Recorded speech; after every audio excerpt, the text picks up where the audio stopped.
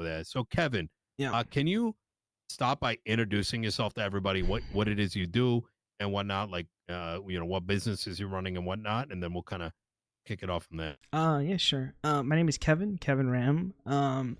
I have my hands in a couple of baskets. Primarily, right now, I'm a farmer. I have maybe one of the larger farming operations inside of the city. I operate out of the current Korean Plaza, hopefully soon to be the Kevin Plaza. We have a couple of buildings that are ran by me as well as other groups in the city. On top of that, I am the owner of Big Dog Noodles down at the food court. Um, this week was like the first full week that I've had possession of it from the previous owner, and we hit like a record-breaking $700,000 in like gross revenue. From the previous owner, it was like Wow. 200 to Holy 300. shit. Yeah, and this was with like 2, maybe 3 days during the previous storm where people just weren't around because of train issues. So right now we're probably Just so you're slated to aware, do about just $1 million real next quick, week. Yeah. we missed, I think, by a handful of votes, so we didn't cross the 400 voter line. Oh no, does that mean the dream is dead? No, we're still gonna make it happen, but Oh, fantastic. you're gonna have to help work with us. Okay, yeah, you tell me what I got to do. You know, we were off by 4 votes. That's crazy. Yeah. But anyway, sorry. Continue. But yeah, those are my 2 main projects right now. I'm eventually trying to expand to do something along the lines of a like crypto arbitrage, maybe some sort of commodity exchange. People, they pull up, they need something, whether it's lumber, materials, produce. There's a crypto value tied to that, and then we exchange it. That's like down the line. That's probably my next project after the mechanic shop that we're also trying to put at the Kevin Plaza. The mechanic thing is kind of like ready to go. I'm just trying to be a master mechanic myself so that I have the expertise to train the staff appropriately. Can I stop you real quick? Where's the Kevin Plaza located? Old Uwu Cafe Plaza, the current Korean Plaza. Yeah. Okay. All right. I own like 80%, 75% of the buildings there at the moment. I tried to buy the arcade, but I couldn't happen. How many properties do you own in that? It's 4 of them. The purple one, the blue one. Are they in your name? Yeah. Are they all commercial properties? Yes. What do you do in all of these commercial properties? 2 of them are farming. One of them is going to be the currency exchange, and the 4th one is going to be the mechanic stuff.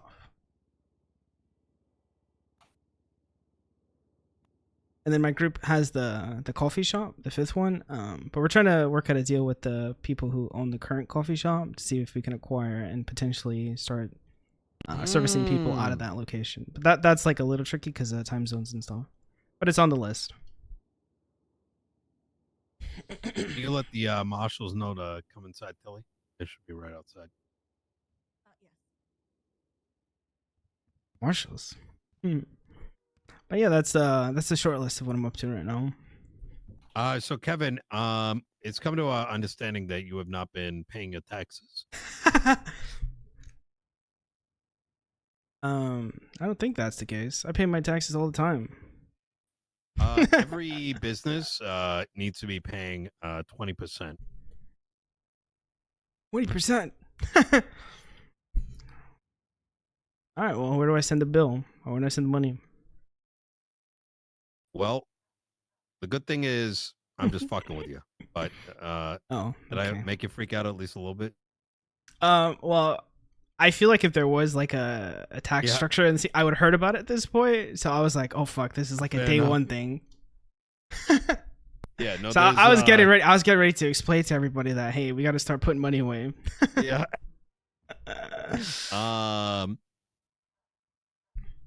There's a couple things I want to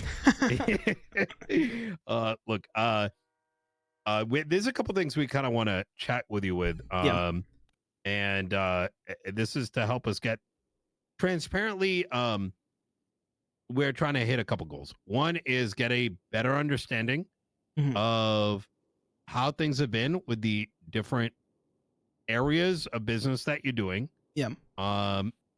How's it been working? Like, what's working? What isn't working? What would you wish for? Right. But then the next would be, how is it being a business owner? Same set of questions then. What is it that you need? But then the third one is going to be related to the taxes. Mhm. Like And starting a plan. this is not to say that we want you to pay, but we want to have a conversation about they're going to come at some stage. Right. We don't know how or what's coming, but we want to have a kind of an open and honest conversation about it and get your input on how it can be done, what you think the rate should be, Mhm. or any reasons for not having tax. And the reason why it would behoove you is that decision may not be coming from this office. You know what I mean? Okay. All right, where would you like me to start? Let's start with let's go through your businesses, what's working, what isn't, or whatever. Okay. Maybe I can throw a leading question your way, Kevin. Okay. Yep. So you've got a lot of operations on the go, it sounds like, which means you probably have a lot of people working directly for you, right? Yeah, correct. What's the most difficult part of managing the people aspect of it, including like paying the wages of the people who work for you? Okay, so on that front, back in the day, we had the ability to pay people directly from the app and the phone. That is not a possibility currently. Everything from keeping schedules to paying people out, it's all done via spreadsheets by hand. I got to go line by line, person by person, confirm wages, time, and then transfer that vis-a-vis the bank account. I have to pick up the money physically from senior buns, transport it to the bank. There's like a lot of steps that weren't a thing before when the money just went straight into the account. And that's a security risk too, right? Carrying, I'm assuming, large sums of money. Yeah, it's a security risk. Like I don't have any problems with that. Like we could deal with the security. It's more like the logistics of having to like trust people to do the hours correctly or set up like third party out of city functions to track people. I do think like a simple fix to this might be if you work at the booth, let's say I could set the rate hour for hour for people who are working for me, and then the money that gets paid out to them gets paid out vis-a-vis tickets that I'm funding versus tickets that the state's funding. So I never have to like hand them money necessarily, but I could set their hourly rate. Does that make sense? Yeah, I mean, I'm in essence signing into the job and setting their pay rate. Yeah, correct. And if I don't have money in my business for whatever reason, people aren't getting paid, and then it's on me as a business owner to make sure that I'm taking care of my shit. Yeah. If you are comfortable sharing this, how much do you make a week from your booth stall, your food booth stall? So this was the first like full week that I had control over it, and we made $700,000 gross revenue, and we made about 300-ish K profit. The rest got divvied up for farmers, employees, etc., etc. Yeah, so from that 7K, you covered your material cost. I'm assuming like your booth rental cost and your wages. Yeah, everything was covered Gotcha. by like a pretty significant margin. Yeah, no kidding.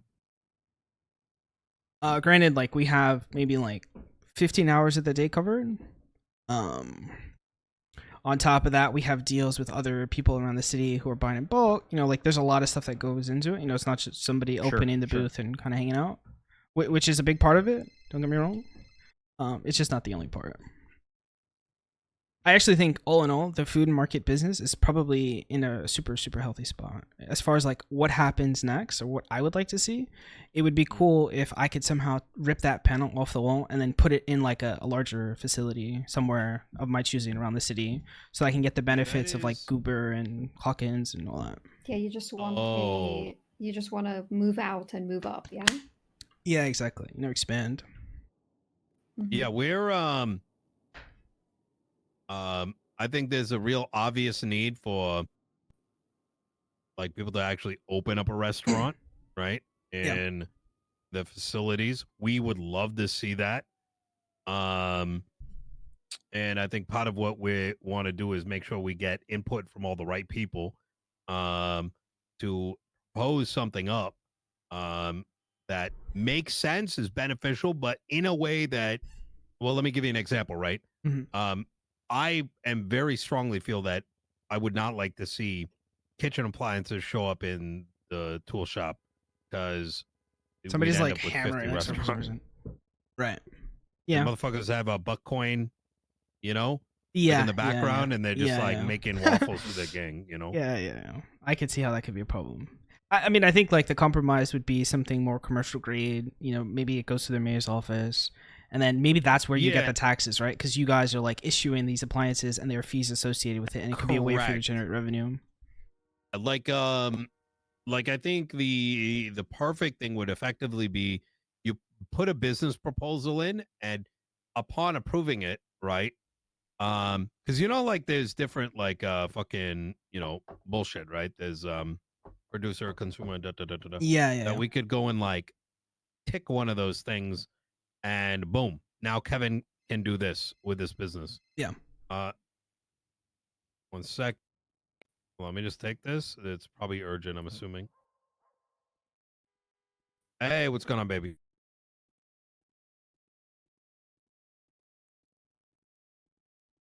Yes. Do you want to come through? Yeah, I'll hear it out. Either way, yeah, come through. It's fine. You can meet the rest of the crew in a bit. Bye. Kevin, can I ask you a question? Do you not think that you could use one of these commercial properties and actually start using your food that you do make at your food stall and Yes. change one of these commercial properties into a restaurant already, and then lease your food stall out to somebody who has not had the opportunity to open a food stall themselves? I did not think about the leasing option, and I think the reason we wouldn't do that at this point is because the goober is so advantageous to the business's bottom line that to leave the food stall to then go to that location, there would have to already be a lot of things driving traffic to that place. But that's a part of the plan, right? That's why we're putting the mechanic shop there. That's why we want the coffee shop there. That's why we want these farms there and potentially the crypto exchange. Like we're trying to build that little, I guess, ecosystem, so that when the food does move, I don't have to worry about not having goober for them. I already have like 20, 30, 40, 50 people every like couple of hours who are going to need food in the vicinity. I think if I had the option to just like throw something on the wall, turn it on, and then people showed up at my door, then I would do it tomorrow. Like, absolutely. I'm also partly waiting for the spot that Old Doo Cafe inhabited to come on the market. Just as like an homage to like what was there, to put something new there would be cool. But that's not there. Wait, did you work at Ooh?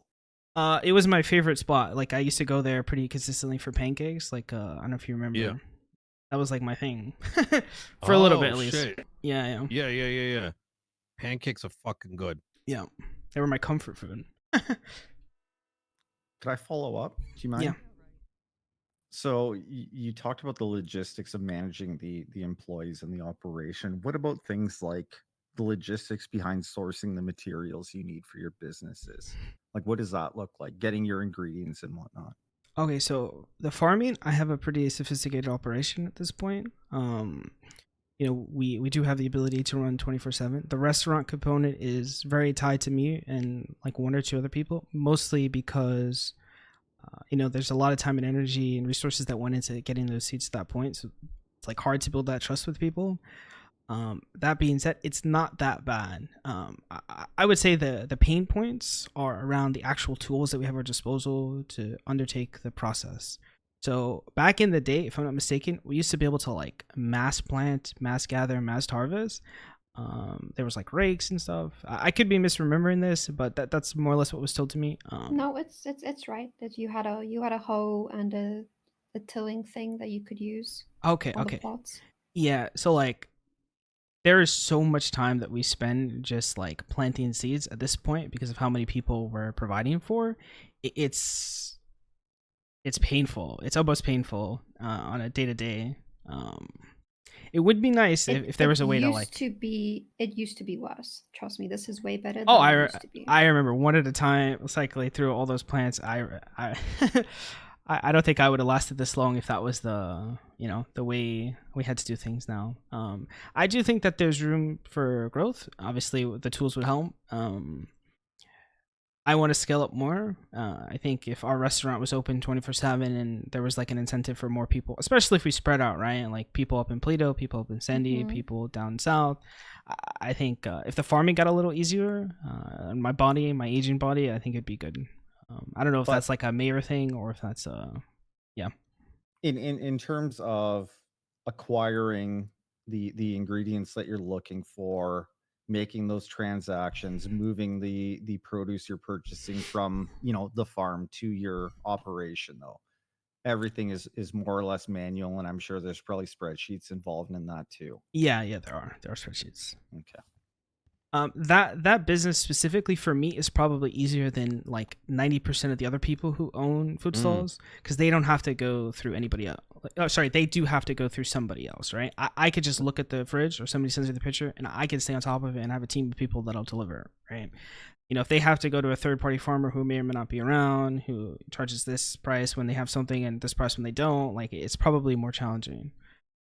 Would you say most restaurants are doing it in-house, or I would say they all most of work them are towards it. sourcing? I would say they all Yeah, work okay. towards it. Then they'll have like a drop off where this person or these people aren't able to deliver, and then they'll reach out to me, or they'll reach out to other people like me.